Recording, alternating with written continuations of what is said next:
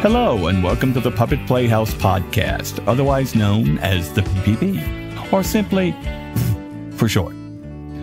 Well, it's less than 1 week to Christmas, so today on we want to ask, how do you celebrate Christmas? We'd love to know. So if you listen to the podcast and you like what you hear, please drop us a line at MRPUPPT. That's Mr. Puppet without the E at gmail.com. And be sure, let us know how you like the show and how do you celebrate Christmas. Now, for me, I have a small family, so it's really nothing too extraordinary. I have one sibling, and neither one of us are married. My parents, well, they're only children, and my father and both sets of grandparents have passed on. So that just leaves me, my mother, and brother. Nothing too earth-shattering here. We gather together, have a meal, exchange gifts, you know. But this got me thinking, how do other people celebrate Christmas? I mean, there's got to be some interesting stories out there, yeah? So I decided to scour the internet and see what I could find. And boy, did I find. So join me now as we look at unique Christmas traditions around the world. And first up, Catalonia in Spain. They basically poop their way through Christmas. Oh, trust me, I'm not making this up. It's true.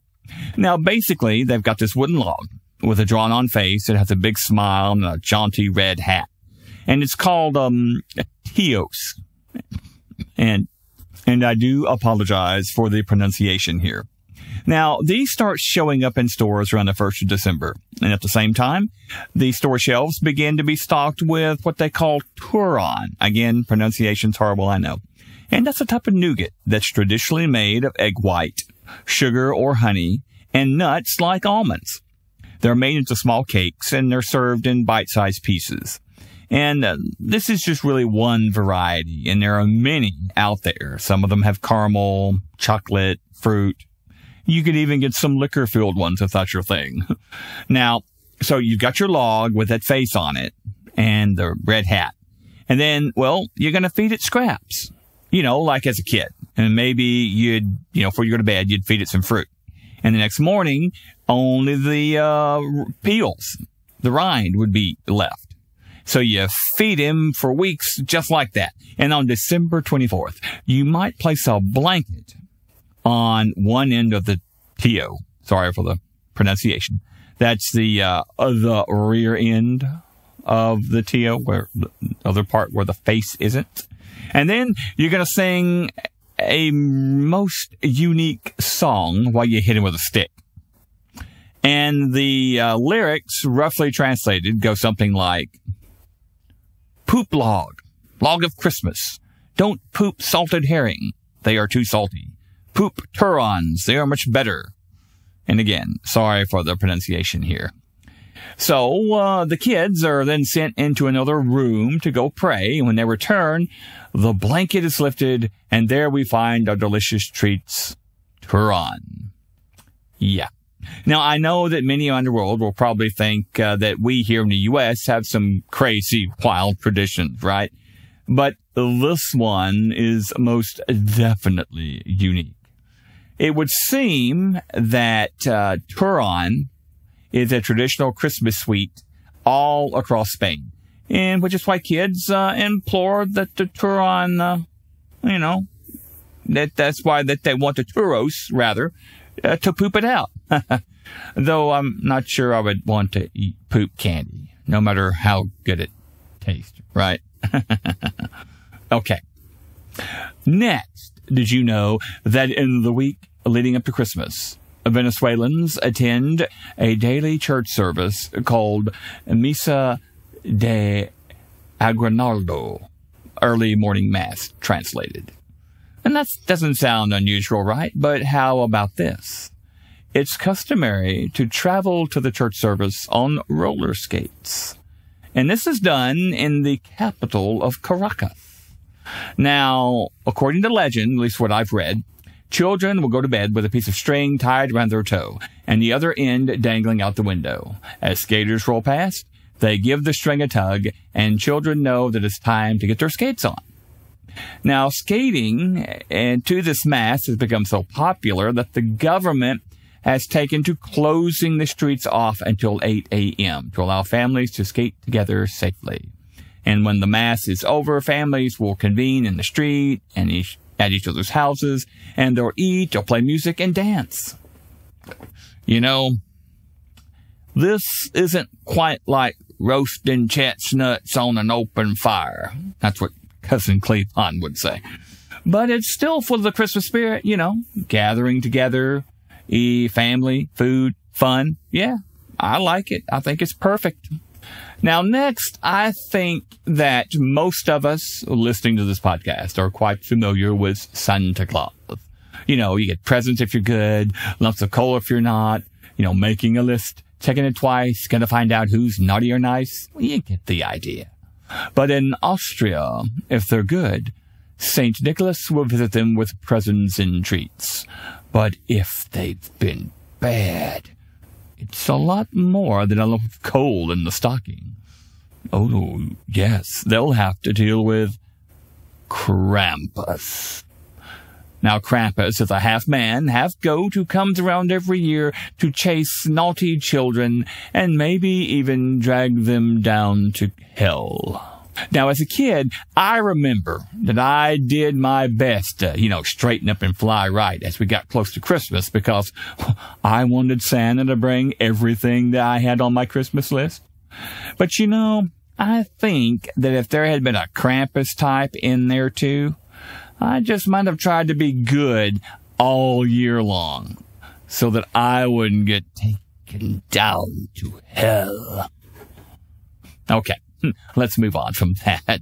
Now, here's something that's a bit different than what we in the U.S. are generally used to.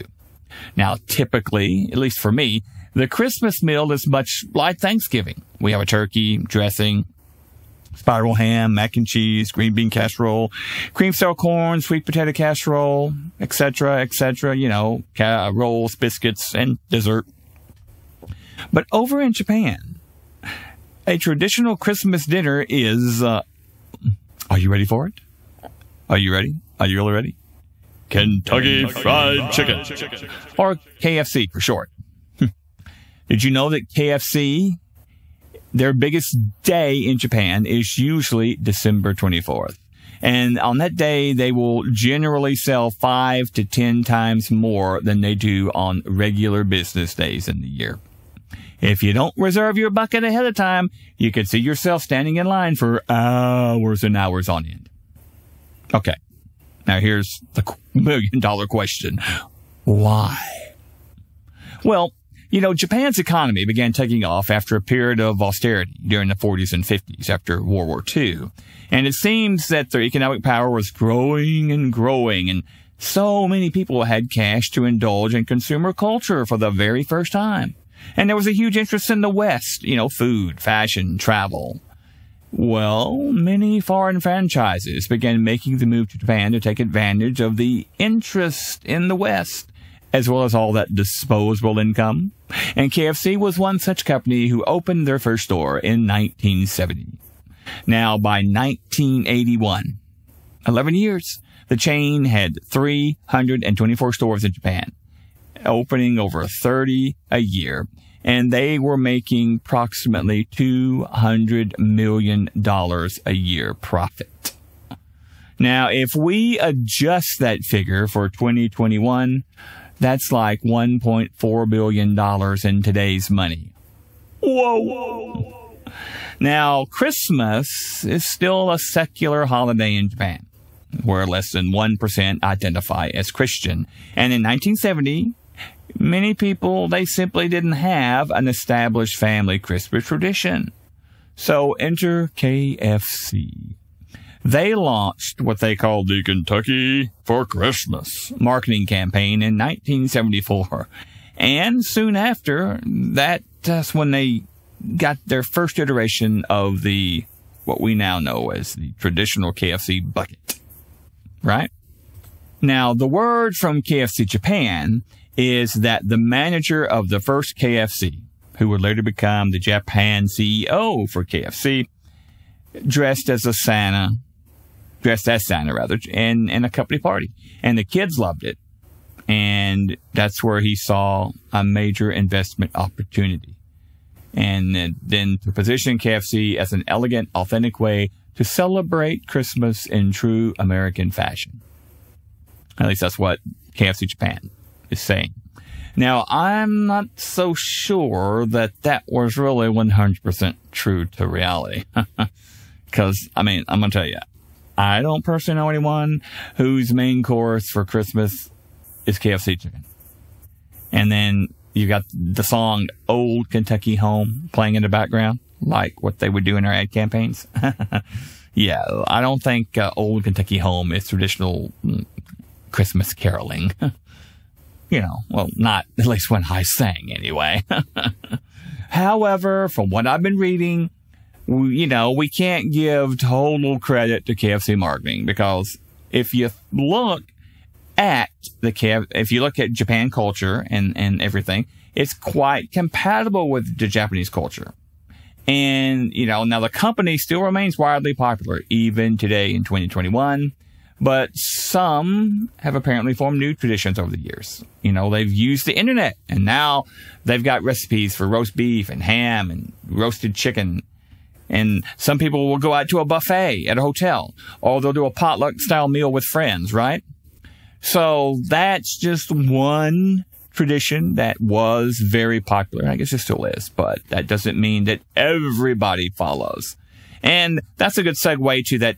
We're not saying that everybody, everywhere in these countries, follow these traditions. They were just some of the more unique ones that I thought really were, in fact, different and unique compared to what I do.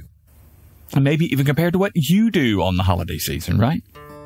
So, I want to thank you for listening in on these holiday traditions, right? And before we close this podcast here on this Christmas week, I want to hope that each and every one of you out there have a safe and Merry Christmas Day. And even a Merry New Year, too. I know 2021 has been rough. I know 2020 was rough, but hey, if you're listening to this podcast, one thing is true about you. You're a survivor. You may have struggled, but you made it through. And we're going to make it through 2021, since there's so little left, and on into 2022 and beyond. Because I know you're strong. I know you personally, but hey, you survived this long, we can survive it. We'll survive it together. Now, as I always do, I want to give a ginormous shout out to Daybreak Digital Studios, who are editing the podcast you're listening to right now. And if you have any sort of audio editing needs, they are the people to go to. And as I always say, if they can't do it, they know the people who can. But I feel confident in their abilities to help you out in all of your audio needs. So please visit Daybreak Digital Studios. And last but by no means least, hey, you know it's coming. Steve Trash Science. Or maybe you don't. Well, Steve Trash Science is a science and magic show for kids currently airing on PBS all over the United States. If your PBS station doesn't have it, then you need to tell them, hey, carry that show. But if you want to watch, the easiest way to do it is to Google Steve Trash Science, and that will take you one of the first links right to the PBS website where Steve Trash Science is, and you just pick an episode and watch. Season 2 is soon to be in production, we hope. But as I said often on this show, the wheels don't turn without money to burn. So if you watch Steve Trash Science and you like what we're trying to do, then hey, we could always use sponsors, because we need money so that we can keep making quality content for you, your kids, your family. Because you can learn some science, see some cool magic, learn some life lessons, and have some fun all the while doing it. And yes, there's puppets too. I'm the puppeteer for the show. So do give Steve Trash a watch.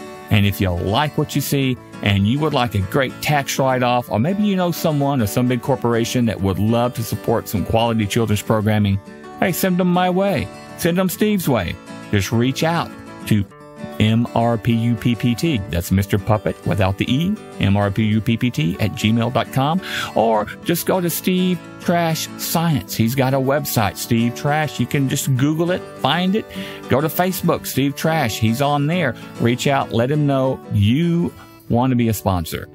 Well, thank you so much for having a wonderful holiday time. I hope you did listen to this podcast.